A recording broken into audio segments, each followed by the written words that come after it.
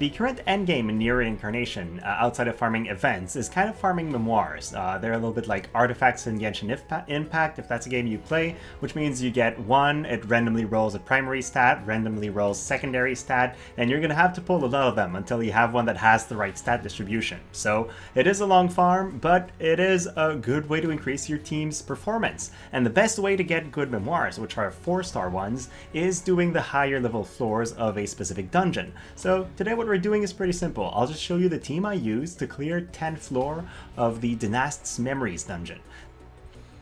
So here's the loadout I use. Now that team gets about a 70% win rate, which isn't terrible for that event. It is good enough that I can set my phone aside without worrying about losing, but it's not a 100% win rate. And the reason I lose is the boss gets a huge damage boost when it's under 25% HP. So sometimes randomly my burst will leave the boss with say 10% HP left and he'll just one-shot my team. It might go better with a healer, but I find that his damage in that stage is almost 100% of my team's HP. So it would not necessarily make a difference. So here are my 3 characters. You'll notice that they all have wind element weapons. That is because it's a water element quest, so bringing wind in gives me an advantage, 50% extra damage, and 20% less incoming damage. So that's very important. I have a companion with ice water shutdown, which will decrease incoming water damage.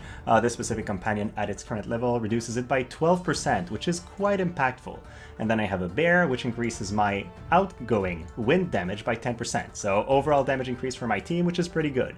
The companion I set in the leftmost slot is going to be the first one that Odo uses, and I've set that to a fire book. Now you might think fire is weak against water enemies, and you're right, but I'm not using this for the damage on the proc. I'm using this for the extra 20% crit rate for 60 seconds. That is super relevant when trying to burst the boss down, because as you'll see, I have pretty high crit damage on my team, so if I can get a crit while hitting him, he's gonna go down very fast. So in terms of stats, my A2, I need to not long click to see the full stats. So here we go. She's got 9600 HP, which isn't terrible. 196 crit damage, which is very close to the cap, so that's pretty good, but only a 27% crit rate. So as you can tell, this is where the extra 20% from the book comes in handy. She moves from 27% to 47% crit rate, which is very reliable. In terms of memoirs, I'm currently using two-piece the Wanted Med for the extra crit damage. To be honest, I would replace that with a better one, but this is what I currently have. If I could just increase her base attack, that would be more reliable damage, and I would prefer that. And then the other piece here. I'm basically focusing on getting as much attack as I can to deal the maximum amount of damage to the enemy team. This one has HP, but I'm using it for the set bonus for now. Eventually, as I keep farming more memoirs, I'll improve upon them. That's the whole reason why you need to farm those. My second character, To Be, has roughly the same stats, but a lot less attack. My A2 has 1500 attack, while To Be only has 10,000. She is relatively tanky though, and I'm using Gale's weapon that I'm slowly trying to farm, so it's currently at 65. In terms of memoirs, she has defense up. Again, I could go for something more offensive, but I don't have the sets just yet, so this is what she's stuck with. Then my final character has a ton of HP due to the memoirs being the Young Lord's study.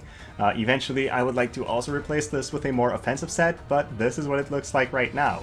As you can tell, the weapons I'm using in secondary slots are just weapons that I have awakened. These are not high-level weapons. This one is only level 70, which means I pulled it only once, and then evolved it using the gems. This one is the black memory weapon, and this one I've pulled one single dupe, getting it to level 75, and used the evolution again to increase its level a little bit. So that's the whole team. Let's now go in game.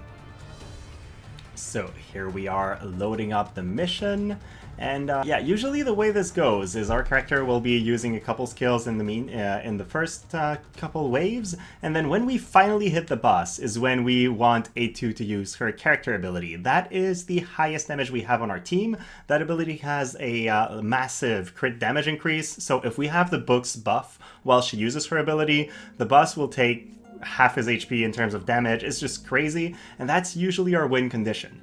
It aligns in many occasions, but sometimes RNG just makes it so that these conditions don't align, and we end up being in a little bit more of a troublesome situation. As you can tell, we'll now start using our abilities. I believe we won't even have time to use all of them before these waves go down, because they are not extremely resilient. There we go. So we still have a bunch of them for the early boss, and we are closing in on our Firebooks activation, which is pretty good. So let's see what happens right now.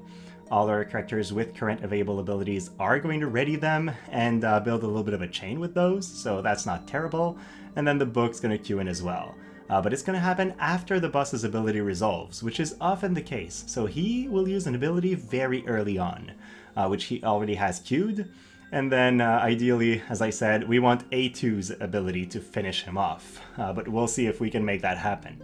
So the book goes, that will probably charge A2's skill. Nope, it does not yet. So we might be in a bit of trouble because he's now under 25% HP and charging his next abilities. But let's see what happens. Uses his first one, which hits fairly weak, but now that he's under 25% HP, his new abilities that he's queued up will do pretty heavy damage.